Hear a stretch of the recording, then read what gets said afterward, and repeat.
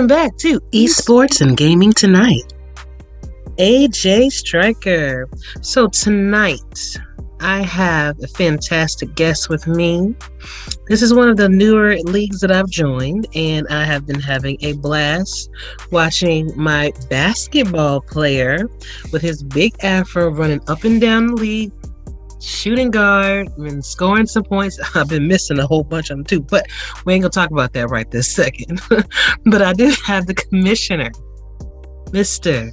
Damon, with me tonight. He is the CEO, the commissioner of the ESBL. How are you doing tonight, sir? What it do? I am wonderful.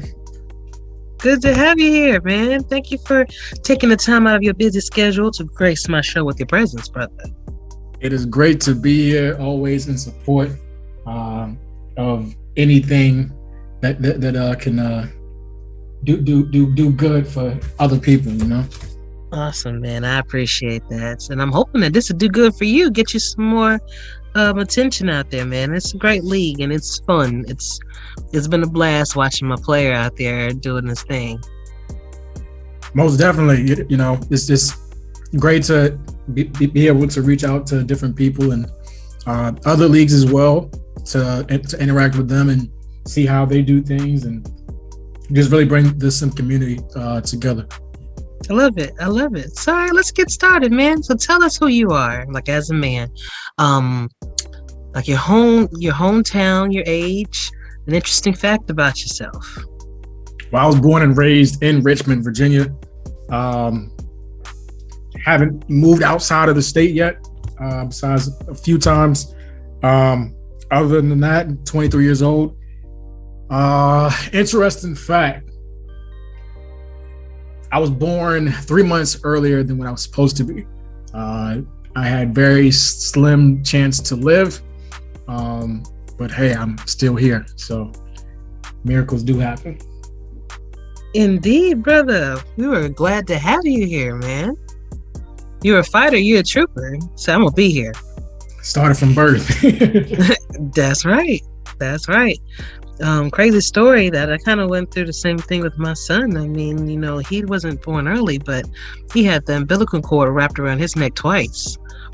Yeah. And so they were saying that me and him were actually, he might be leaving, but you know, you got a purpose, you're going to stick around. So I'm glad that you're here and I'm glad to be here with you, man. Most definitely. Yeah. So have you ever played sports?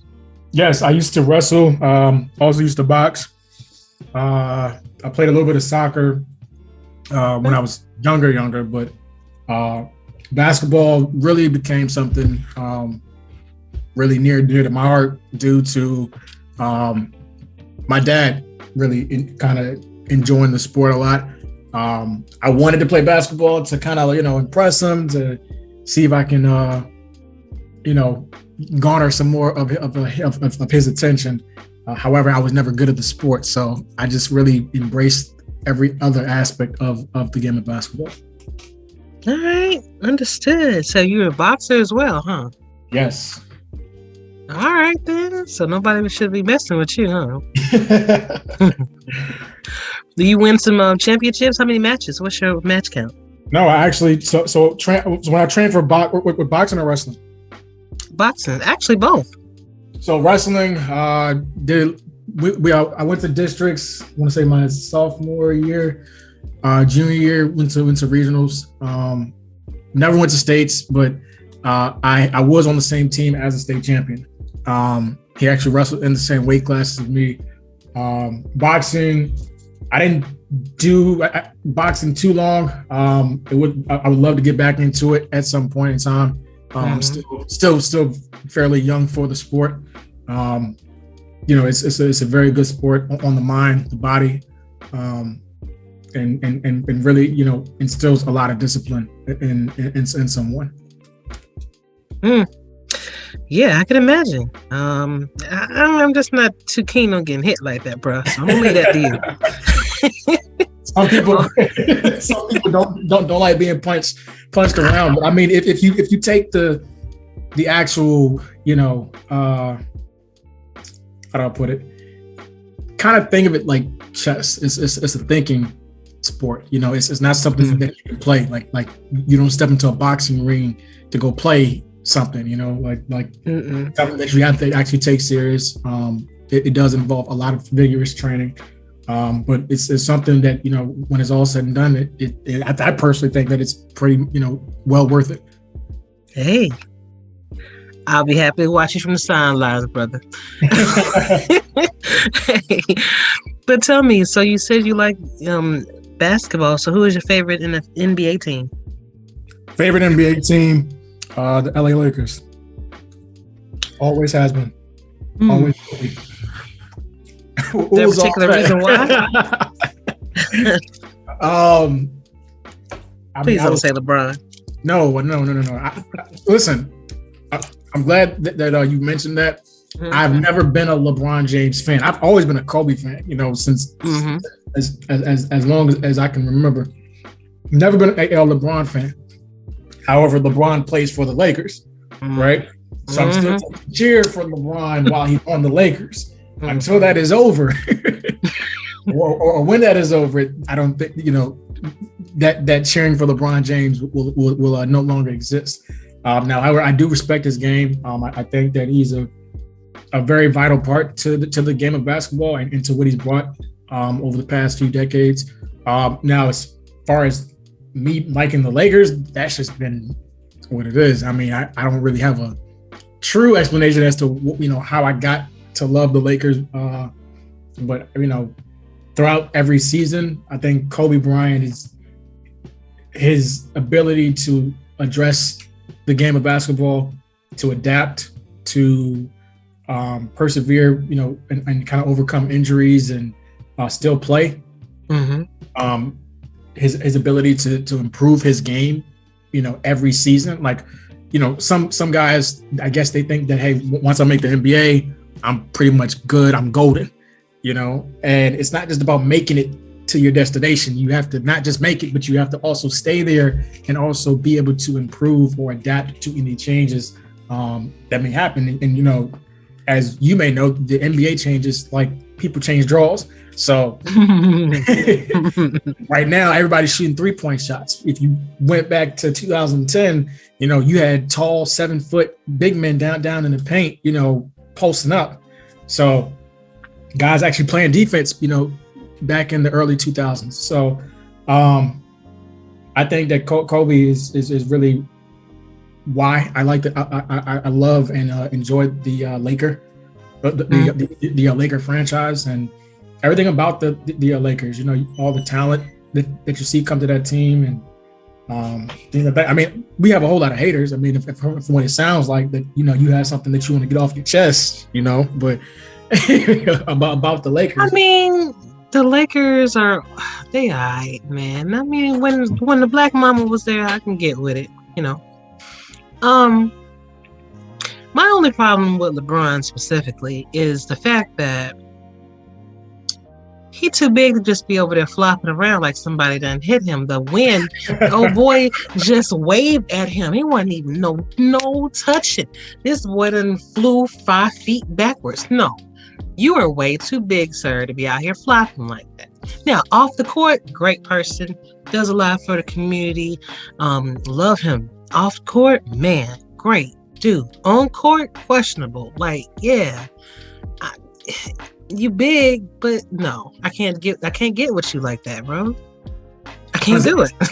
I think Bron just, you know, I think he honestly adapted to the game. I mean, if you look at LeBron James, and then you look at a lot of the other NBA players around the league, he's not the first person to do that. And you know, I honestly don't think that he's the last until they come up with, you know, something to mitigate that. Which they haven't. You know, like recently this year, they just got rid of the 3-point foul rule, where if you jump into a defender, that it's a foul. You know, that no longer exists. But I think the whole flopping and the antics on the court, that's a way. I mean, it's smart. It's smart. I mean, because sometimes when it actually works, it works. I mean, if somebody flops and it's a crucial point in the game, and they flop and it looks like that you fouled them, and the ref blows the whistle, I mean, hey, it's chess, not checkers. You know, like, And dang, the only reason why you saying that because it's working out for your team, brother. That's all the reason why. I'm not saying no. Listen. I'm not justifying what he does on the court because at the end of the day, there was a different brand of basketball that was being played when Kobe was in the league. T-Mac, Vince Carter, Rondo, Paul Pierce, all those guys. Like when you didn't really see guys flop like that. Now, that's true. Granted, the game of basketball has sped up tremendously. There's more athletic players on the court. They play less defense. So, guys have to get a breather in, or they may have to get, do certain things to get a whistle blown for them. LeBron is one of those guys. As a basketball referee, and I know this because my dad has been refereeing basketball since I was 7 years old, right? As a basketball referee, typically referees, when bigger players get fouled or get hit or they make or like they draw contact, it's harder to call a foul for them than it is somebody that's smaller. So LeBron may do a flop. He may wave his arms in the air or something just to get a foul call. I can't tell you, or I can't stress how many times that LeBron James has gone on the court and he's pretty much been hacked. And, guys pushing him around, grabbing his arms, doing all kinds of stuff. And the ref does not call it. People won't talk about that. I mean, it's easy because it's far and few between. Right. Every time I watch, LeBron get a lot of calls, but there's a lot of calls that is conveniently missed. Listen, brother. Right. Look, it's just, like referees are human too, so I can't put every time though. They're human, but damn, I got glasses on. You can use my glasses. But I mean, we could talk about that. We might actually have to have another show just to talk about that in more detail. But I want to get your brand out, which is the ESBL. So tell us, right. What is the ESBL, and why did you decide to start it? The Elite Sim Basketball League. It is a league. It is a community. It is a family that was essentially started due to a vision that I had for what Sim basketball should have been like. I was a part of a different league back in, I want to say January and January through February of 2021. I joined this league. I seen it on Facebook. There were some advertisements on it or whatever. I clicked the link, joined it, and I was having a good time. I was just a player. I had no idea what simulated basketball was, other than what I seen. I was actually looking for my league that I can actually play in. Now, when I discovered this league, it was interesting. It was something different. I was like, that's actually unique. It's something I've never seen done before. To have a AI versus AI game, and you're just watching it, but the players that are on the court, I can customize. That's pretty dope. So I seen this guy's concept, the commissioner of this league. I seen his concept. I ended up working alongside him. To the point where he pretty much didn't have to do anything. Essentially, and I kind of realized I was probably doing his job for him after a while. So some things didn't work out with that league, and I was no longer there. I want to say that was in February. Then I was no longer there by March, or late February, right in the early March. I started talking with a group of guys. Me and these guys, I pitched the idea to them, and mind you, we were all from this league. I pitched this idea to them that was crazy at first. I'm like, yo, I want to start a Sim basketball league. They're like, yo, Dame. They was like, are you sure? I was like, yeah. All right. So how many teams? Where are the players going to come from? How do we get people to come here to join up to do this, to do that? And honestly, we started pitching ideas and having meetings on teams. I want to say for like 2 weeks. I told them that I wanted to start season 1 by April 1st, or at least start showing games by April 1st. We started the season April 14th. Season 1 kicked off April 14th. we were pitching ideas and we started preparations March 3rd.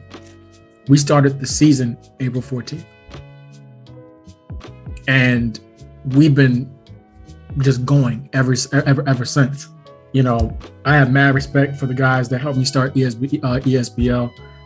Mad respect for all the ladies and gentlemen that have been a part of ESBL in some form or fashion, whether you were here for a second, whether you were here for a week, a month, a day.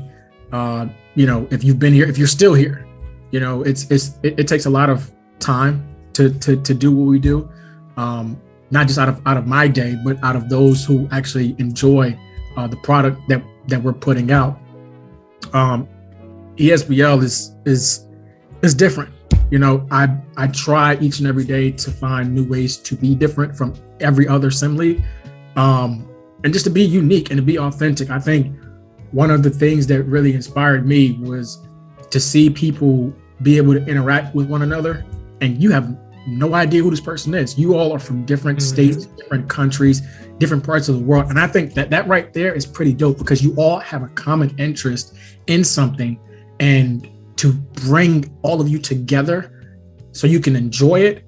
That right there is what inspires me to keep doing this, because I'm like, I've met people from the United Kingdom. I've met people from Asia, Australia, people who I probably would have never fathomed talking to had I not started this league. You know, like I've met people all over the United States, you know, great individuals, great human beings, that if I was to say honestly, that some of them I would probably honestly go hang out with if I was in the same state as them. And that's the unique part about ESBL. That's the unique part about this whole entire simulated community, the experience. We aren't the only ones out there, you know, like there's other leagues, there's other sports out there. So I just think that, you know, whatever I can do to help bolster DSim experience, I think that I'm just going to keep doing it until I just don't want to do it anymore. Okay. I mean, you had to believe in it so much so to make it your business, you know, literally. It's what inspired you to start the college league as well? Was it pretty much under that same umbrella? So college league was actually different. Okay. So in season 3, we started the college league. Due to some technical issues, we had to cut it short, you know. And when we cut it short, I was like, yo, I talked to the owners, and I'm like, ECBA was something that had a lot of potential, untapped potential. And, you know, I felt like that if we, at some point in time, were able to get back to it, then I think that it would attract a lot of people. And that's exactly what it's doing. You know, we've just finished season 4 and we're heading into season 5. We're 2 weeks into our off season and we're already started back up doing a college league. Like when I say it's ESBL 24/7, that is exactly what it is. We are non-stop. We don't stop. I don't stop creating players. We don't stop adding content. We don't stop streaming content. We do not stop. I mean, I've heard about some leagues having, you know, a month, 2 month, 3 month off seasons. I couldn't, you know, imagine stopping that long. I'm like, once you start something, it's hard to stop. It's hard to finish what you started. For me, at least. I can't speak for everybody. But when we were finishing up season 4, I had a meeting with my committee, and I'm like, yo, I think that we should do college again. Because it was either college or it was either do a semi-pro league. The semi-pro league, we you know, it would have required a little bit more work, a little bit more, you know, of rules and things like that would have had to go into that, because essentially it's just a subdivision of what the current pro league is, ESBO. So looking at our 2 options is either do semi-pro or do college. Well, we can do semi-pro, but realistically, how many people know any, you know, semi-pro teams? You know, is it going to attract people? people love college basketball. People love college sports, period. You know, and if they can immerse themselves into actually playing for a college team, being on the court, having teammates for the first time ever in this league, and then going pro with them, or being able to play against them, in the pros, like that's dope. Like, why wouldn't I do that? Like, people just enjoy that aspect of, I started from down here and now I'm here. Like, indeed, actually getting it out the mud. So indeed, and that's one of the reasons why I decided to go to college too, before right. rather than just join. Because as soon as I joined the Discord, I had people hitting me up wanting me to just go ahead and join their team, and I'm like, hold up, wait a minute, wait, guys, hi, I'm just joining. So let me just see what's going on, what my options are first, and then when you let me know that there was a college option, I was like, yeah, I think I do want to take advantage of that opportunity. In Georgia, huh? I said, now you're balling out in Georgia right now. Oh yeah.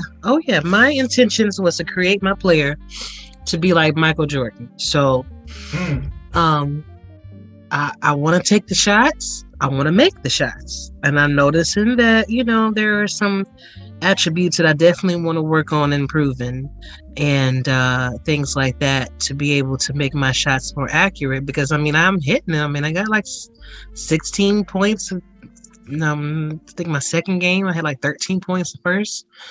So it was, I'm getting the shots. I just want to make sure that they count when I take them. I don't want to be out here like Westbrook taking off damage. Stop coming in my team. Leave my boy alone. He be taking all the damn shots. So now you brought up some really good points about esports in general. I just want to know, how do you feel about esports? Like, should people really consider it a sport? Should people consider esports a sport? Yeah.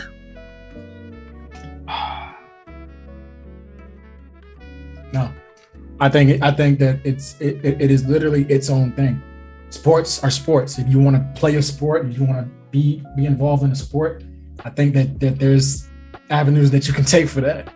I think esports should literally be its own thing. Like, it should just separate itself from actual video gaming. It should separate itself from actually physically playing or doing a sport. It needs to be its own thing. It needs to have its own avenue. It's its own, gateway. A lot of these commissioners and owners and CEOs and things like that, I think that we're doing what it is that we're supposed to be doing.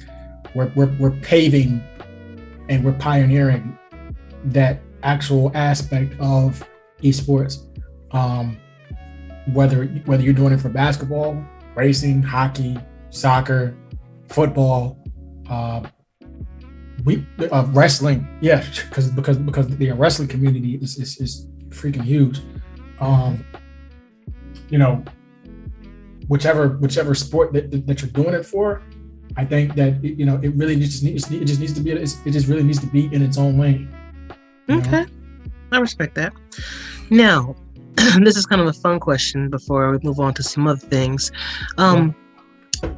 What is something that is labeled a sport that shouldn't be? For me, it's curling. I don't understand, how can you go out here and sweep some ice? You just sweeping the ice back and forth, and you call this a sport, bro? No, you can't do that. You can't tell me. Do you have one of those? Like, I swear. What is a sport? It should not be a sport. Yeah, what is considered a sport that shouldn't be? That's tough. Damn. You have to stop me on this one. I'll tell you what. For you, I'll let you come back to it. How about that? We are gonna definitely have to come back on that. Yeah, I'm gonna come back to you on that one. But tell me, how does the ESBL work? When you first join the Discord? Can you quickly just let people know what they should expect? Yeah, so essentially, when you join the Discord, you're going to get 1,000 messages when you first jump in. Indeed. Indeed. Nah, I'm semi-joking about that, but no, I mean, yeah. So when you come in, essentially the whole plan is for when a new person joins, is that first of all that you're welcomed, that we in some shape or form. I'm going to be the one to welcome you. I think that's just very important. I can't speak on what anyone else does or how they run their organizations, but I love to be the first one to introduce, to welcome you to my league. But after we welcome you, we essentially put you in the position to create your player, or we ask you if you want to create a player. Some people come in there for different reasons, whether they want to be an owner or they just want to be a head coach of a team. We do have those options as well. Some people just come in and they want to observe first. We do allow that option in order to come in, see how things are. But a normal process is the person comes in, excuse me, player comes in, we get them an application. They fill out the application to do their appearance. Once they're done their appearance, they have a player, what is called a PCS, which is short for player creation sheet. There's a channel for it. You just click the player creation sheet, you download a copy, and you essentially just fill it out. That is where you'll put your attributes, you'll put your tendencies, and your badges for your player. Once you fill that out, you turn it in to myself or to one of our admins, and we essentially, and then we go ahead and create your player from there. Once your player is created, we'll let you know and confirm that information with you, and put you in the game. Now, once you see yourself in the game, depending upon what you see, you may like it how it is, or you may choose to upgrade your player. And we do have avenues and to upgrade players as well. What we do is we give each player a start off of 300 attribute points and five badges to apply to your player once you first walk through the door. That is like our initial welcome package type deal that we give to every single player that joins the ESPL.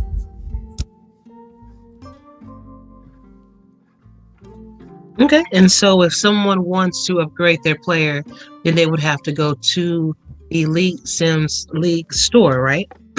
So we do have a store on our website, yes. Mm-hmm. We have a Patreon as well, which is a monthly subscription. Okay. It offers three different packages that range from $5 to $22.50, or $22.75 roughly, which comes out on the first of each month. You get your upgrades that way. You can also watch the Twitch stream and redeem your points, your viewership points, which is completely free. It's just you watching. It may take you a little bit longer to do that. Like you may have to, watch a couple of games in order to start redeeming stuff, but that is an option as well. That is free. We have other things that we do as well inside the Discord server, where we incentivize activity. So, if you're talking in the server, sometimes I may just give out stuff during an actual stream. So you may be on a random stream one day, and I may say, hey, if I call your name on the stream, each of you are getting a silver badge, or each of you are getting a set number of attribute points.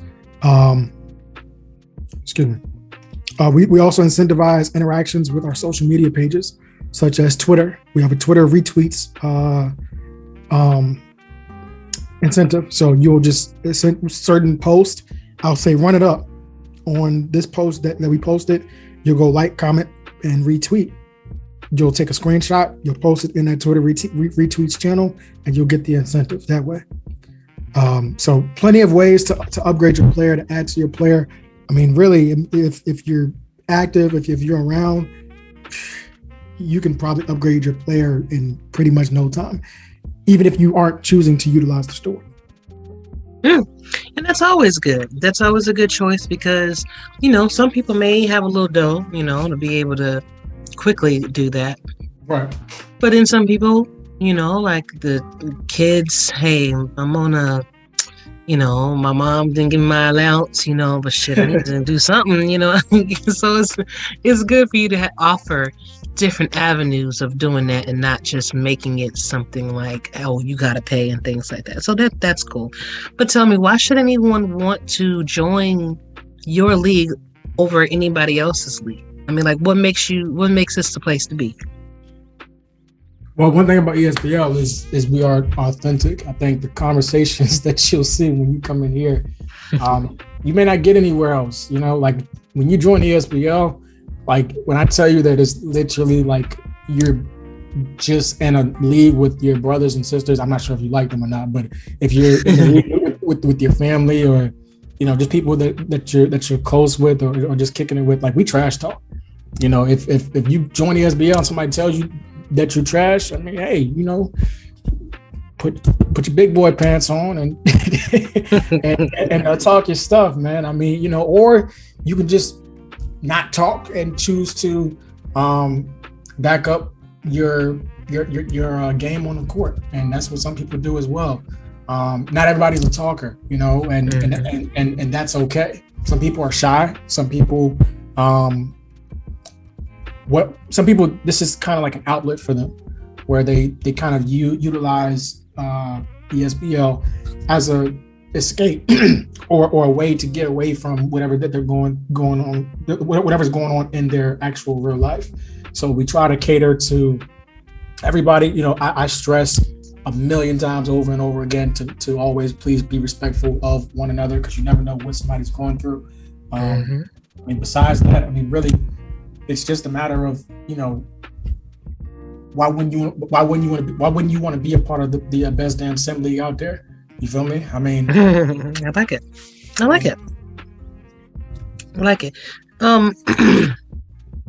When making your player, what is the most important? Just name one attribute, or even a badge that you should get, because you only get a certain amount of attributes when you start.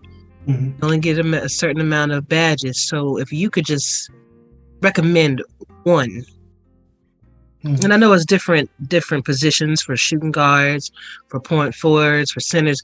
So if you want to go through all of those different ones and name one for each position, you can, or you can just choose a position and then just name one attribute or one badge that you should have. So point guards, I think one underrated badge that people don't typically get, but it can be very helpful for not just them, but also their teammates on the court, is floor general. Shooting guards, they typically like to shoot a lot. Yes. A lot. So I would recommend for them,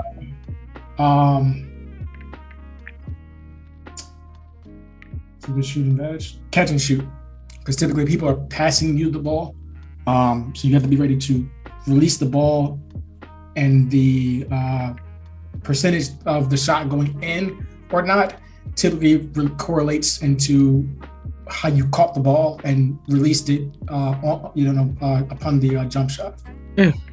Small forwards, they're a very versatile position. You have to be able to do multiple different things. But I think the one thing about a small forward that you need is defense. So Intimidator would be the badge that I would recommend. Actually, no, you know what? I'm gonna switch that. Clamps would be the badge that I recommend for them to stay in front of different positions, because a point guard might run your way and you got to stay in front of them or keep them in front of you. And that's just how the game of basketball goes. Power forwards, they're a very tricky position, because sometimes you may get a big power forward, you may get a smaller size power forward.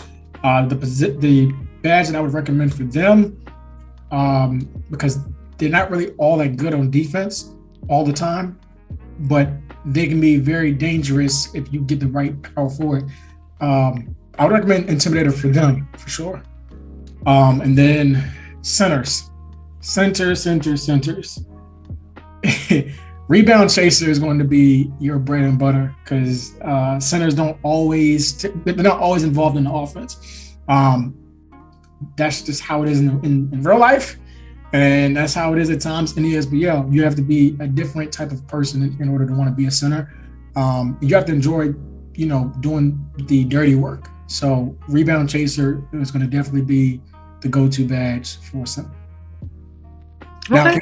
Now, if we're talking across the board for each position, the one attribute I would tell each position to put up is stamina. Okay. Makes sense, because you got to be able to get up and down the court. You don't want to get winded too early, then you're going to get left. Got to be able to stay on the court as well. Indeed. Okay. Indeed. Now, what is one badge or attribute that was just garbage? Like, why you even put it in the game, man? It just don't work. Because I'm in the SFL. I'm in the Simulation Football League, and there are some plays that you can enter in the playbook. Like, man, why did I put this in here? Don't call it, or if you do call it, it's garbage. Because it's AI versus AI. Mm-hmm. And it's simulation, and you're not actually controlling the actual player. Mm-hmm. One of the badges that I would say is pointless is sniper, because that badge literally says that it's a timing badge upon the release of the shot. You can't time something that you're not doing, like if you're not physically timing the shot, then it's pointless. I see people get that badge a lot. I mean, I don't tell people how to build their players or what to do with their players, because that is, again, it's all your choice. That's right. It is your journey, your experience. But sniper is probably one of the worst badges that I've noticed on the game period, because even in end game, I don't see a point in it. Like if I was actually making like a actual my player, I would never touch sniper at all. Okay, noted. Hey, don't touch sniper. They ain't gonna work out. All right. All right. So, excuse me. How difficult or how easy is it being the commissioner of the ESBL? Man, it it has its days, It's not an easy thing to do. I'm dealing with 130 people a day. Out of the 130, we're probably saying like at least 60 of them are always on or always talking or whatever. My inbox is normally always full. We're talking about 70 plus messages each day, or at least each week. It definitely keeps you busy, keeps you on your toes. You have to be pretty much prepared for anything, because again, I'm running a business, so we're not just talking about people just talking on a Discord. We're talking about transactions and things like that, things that have to do on a business scale. So kind of wear different hats, on a day-to-day basis. On one end, you're the big boss handling everything that comes in and goes out of the SBL. On the other end, you're the commissioner who has to run and manage the things that go on in basketball wise. And the last part is you have to run a Discord server. So it's definitely something that keeps you on your toes every single day. I couldn't quite tell you if it was hard or if it was easy. I mean, I've never been one to back down from any challenge, regardless of how difficult it may be. All right, so that said, how does the league deal with adversity or competition from other leagues? You got people come in and try to start something and things like that. How do y'all deal with that? Or how do you deal with that, I should say? I've seen it. It's happened numerous times. It's other leagues out there that I think that they would probably feel better if the SBL wasn't around. But I mean, that's probably because we pose a threat to them. It wasn't until that we posed as a threat that we were a threat to them. So I think as much as we offer in the SBL and what it is that we do here, when it comes to adversity and competition of other sim leagues, and I'm just talking about basketball right now, I really see any competition. I don't think it's anybody that can honestly compete with us. Like, you're gonna have a hard time trying to keep up, and that's just the truth. You may think that you can, do what it is that that we do. Like the saying goes, often imitated, never duplicated. That's just how it is. I mean, this is the actual experience. This is as authentic and as real as it gets. People can come in here and try to take things, take ideas, whatever. That's cool. That's cute. But at the end of the day, unless you're the person with the blueprint, which is me, if you don't have me, I don't know what it is that you're trying to accomplish. There is no other basketball competition out there for ESBL. Other sims, like wrestling, football, I love those guys. They're not competition. Like, I embrace them as partners, as guys that, we can work with, because at the end of the day, all we're trying to do is grow this community, grow these people, grow our leagues at the end of the day. And, people love different sports. Like, there's a bunch of people in here right now who are secret wrestling lovers, and they love wrestling. So we partnered with a bunch of different wrestling leagues just to make sure that they had other places to go to check out, wrestling sims as well. We just partnered with the football league for those who love football. And I've never been one to shy away from, embracing other leagues. Like, we promote them all the time.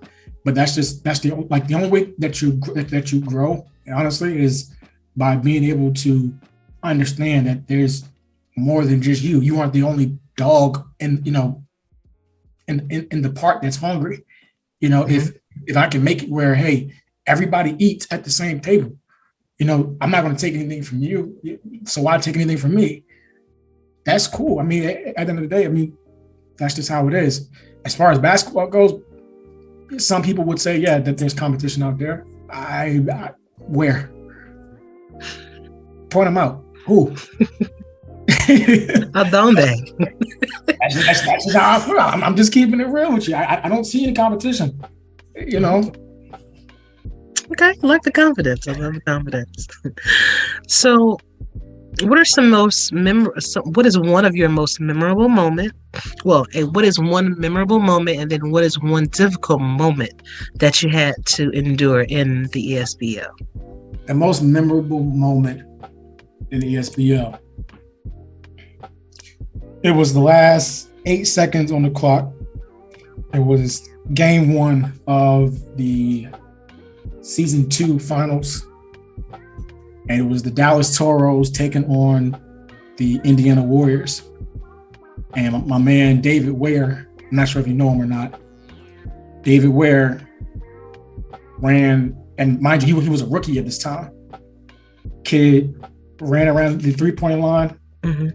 He was on the left wing, the left wing. Mm-hmm. Had a pass domed up to him by Cato Rice. It was 3, 2, 1. He took the shot. The game was like, I think it was, I can't remember the exact score, but like I know that they were down 1.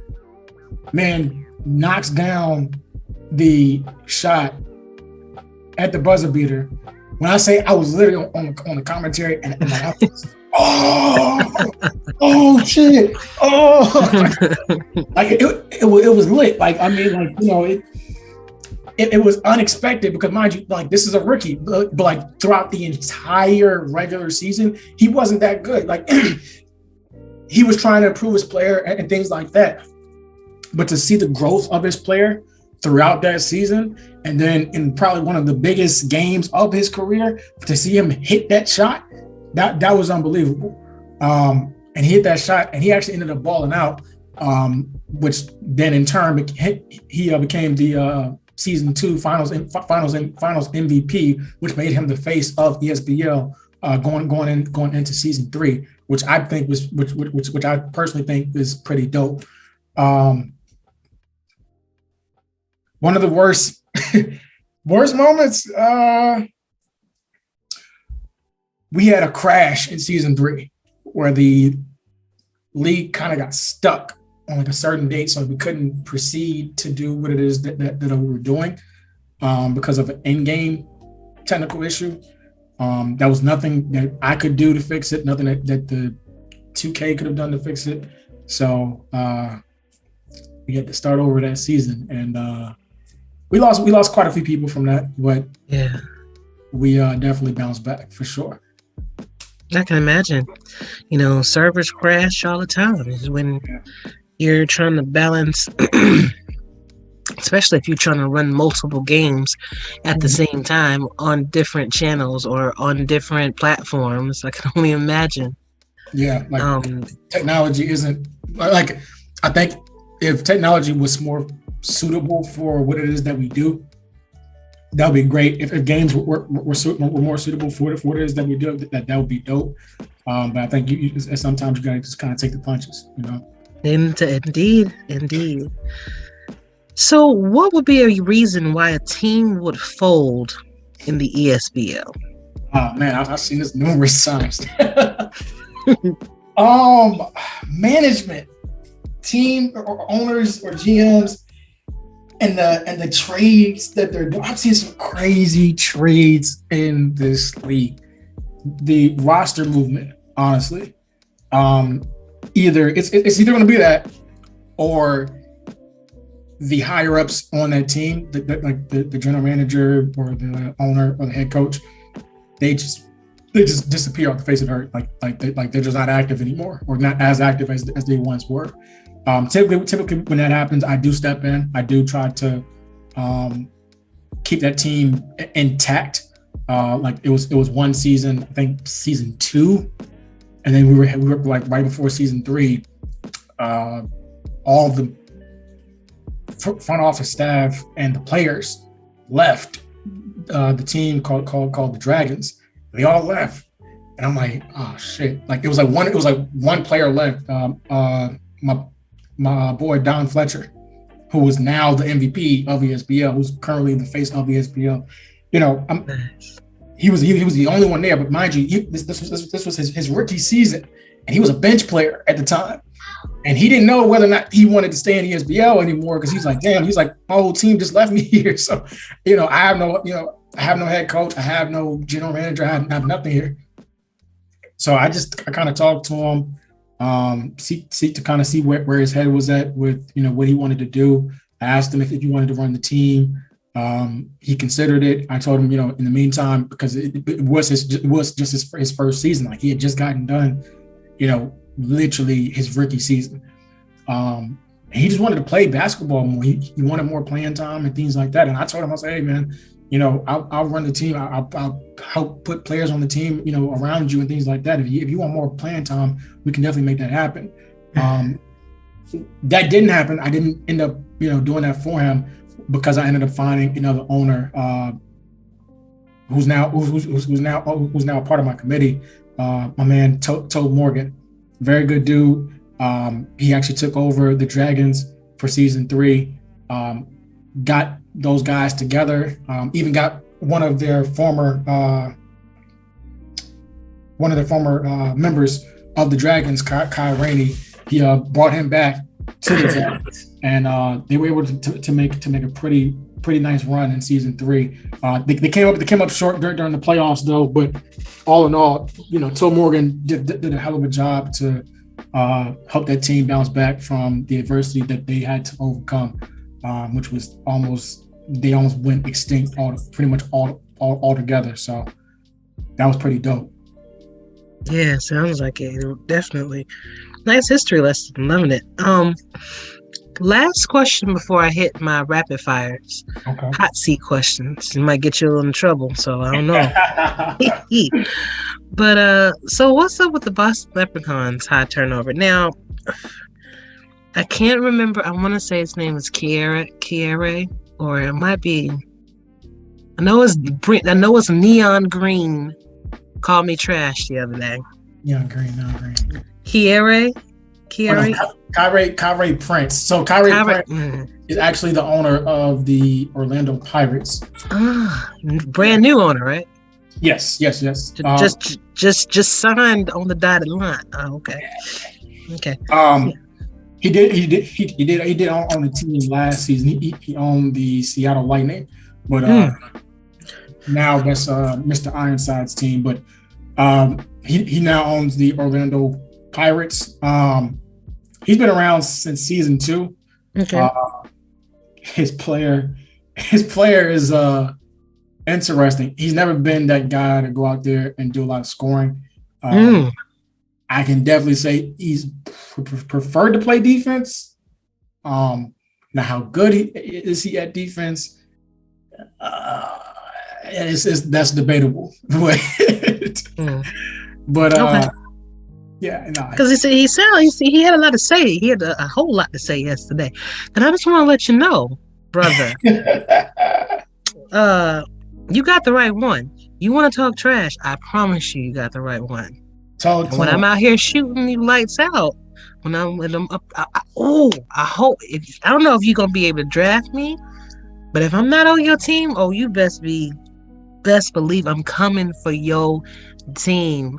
Wherever I'm on is gonna be our main focus. Talk to him. To score as many points on your team specifically as possible. I mean, since you want to call me trash, and you can only defend, you ain't shot no points. Come on, bro. Come on. A man was averaging under 10 points last season. I'm sorry. My first game as a rookie, at least I scored 13 points and 7 rebounds. But what can you say? Next. I just had to get that out, But yeah, this is some interesting stuff. I am enjoying the league. I am enjoying being on the University of Georgia. It's been a great experience. Fast paced. And you really feel like, much like other esports leagues, you feel like you're in the game, and it is something when you hear the announcers call your name and when you're up there shooting the shots. Or when you're missing, or if the game is on the line and it's up to you, like you were just expressing with us earlier during one of your most memorable moments. When you make that shot and you save the team, that is an amazing feeling. Yeah, but if you miss that shot and you lost because of that, then that's not so good. But it's the emotions that you are invested in, and I think that's what makes it so special, because hey, I'm not out here taking these shots for real, but I can definitely feel the same pain if we lose, or the same happiness as if I was. And I think that's good that you're able to harness that and be able to even have your broadcasters hone in on those things, because that's important. That's a part of your brand. And if you're able to capitalize on that and give people more for the value, for more of what they're getting, then they'll always be loyal to you. Most definitely. But you are on the hot seat, sir, with my rapid fire questions. Ooh. Now, I'm not sure if this is going to get you in trouble, Commissioner Dame, but who's going to challenge the commissioner, right? Yeah. Try. All right, first question. Best team overall in ESBO? The Minnesota Wolfpack. All right, best college team so far? UVA. Bruh. Team that won the most championships? Not necessarily the team, but the owner. Greg Powers. Team with the least winning record? Or owner? The least winning owner? Mm-hmm.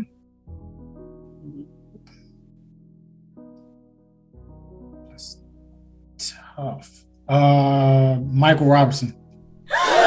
Player that takes too many shots and makes them? Don Fletcher. A player that takes too many shots and misses them? Ant Thomas. You was ready for that one.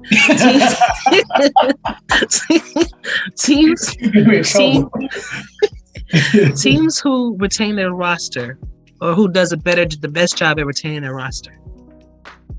Minnesota Wolfpack. Bruh. A team that doesn't?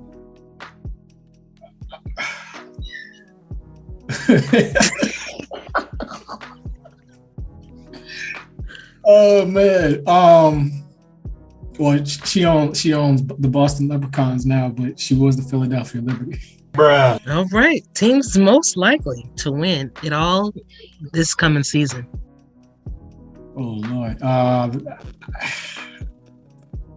That's tough. They haven't even drafted yet. I'm gonna take a chance here. I think the Minnesota Wolfpack. Nope. All right.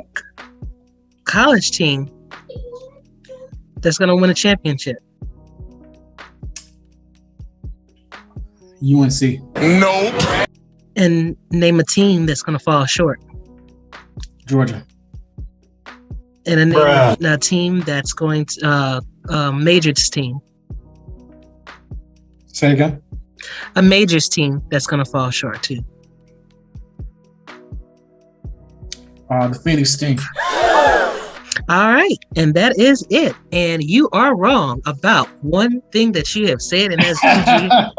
I know that's why you said that. Team may fall short. UGA will not be one of them. Yes, we are 0-2 right now, but Yeah, I'm struggling right now. but still a lot of game, still a lot of season, coach. Most Still a lot of definitely. season. Yeah. But yeah, Damon, this was fun. I hope that you enjoyed it, man. And I do love doing interviews like these. So if you got any players that want to come on, or any deputy commissioners that want to come on, somebody that's helping you out, please let me know. I'll be happy to have them on. I'm sure that they would love to come on here and get me back. I'm sure. I'm sure. So before I let you go, I'm going to give you the last word. So that can be a song, that can be a poem, or that can be a simple shout out to whomever you would like. Right now, Damon, the floor is yours. Thank you to literally every single pioneer in the SPL that helped me start this, those that are still with us, those that have been rocking with us, whether you're from season 1 to season 4 right now. Those of you that left, thank you as well. Without y'all, there would be no ESPL. Those of you that have just joined, I hope that you enjoy your experience here, and I hope that whatever it is that you're looking for in sim basketball, that we're able to accommodate just that. Because at the end of the day, regardless of whatever basketball league you are in, this is the best damn sim basketball league out there. I mean that with every bit of bone inside of me, and don't let nobody else tell you otherwise. All right, Dame. Loving the confidence, brother. Happy to be a part of the league. Happy to be a part of UGA. Shout out all my teammates out there. We are gonna damn sure will take this championship and prove Dame wrong. And looking forward to next time, brother. Thank you so much for your time. Most definitely. Appreciate it. All right, and everybody, to you, stay safe, treat each other well. We're out.